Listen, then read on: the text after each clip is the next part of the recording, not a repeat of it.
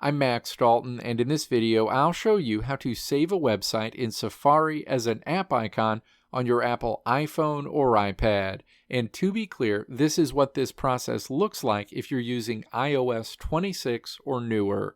It may look different if you have an older version of iOS. Step 1. Navigate to the website you want to save as an app icon in Safari on your iPhone or iPad.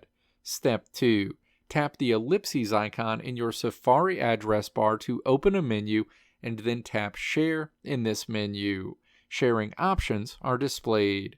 Step 3. Tap the More icon in this menu to see expanded options, and then tap Add to Home Screen. The associated screen opens. Step 4. Enter the name you want the app icon to be displayed with. Next, some websites will give you the option to open them as a web app. If you toggle this option on, this website will cache information to your device, which will make it possible for you to access this site's content when you're offline.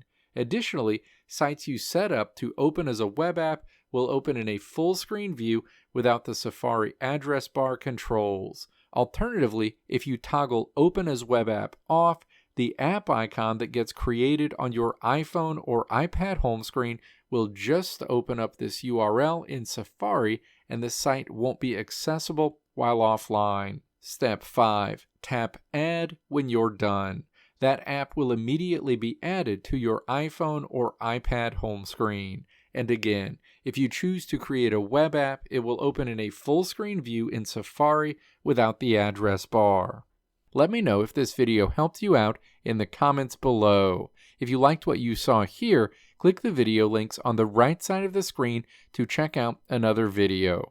Or click the logo on the left side of the screen to check out my tutorial website at www.maxdalton.how.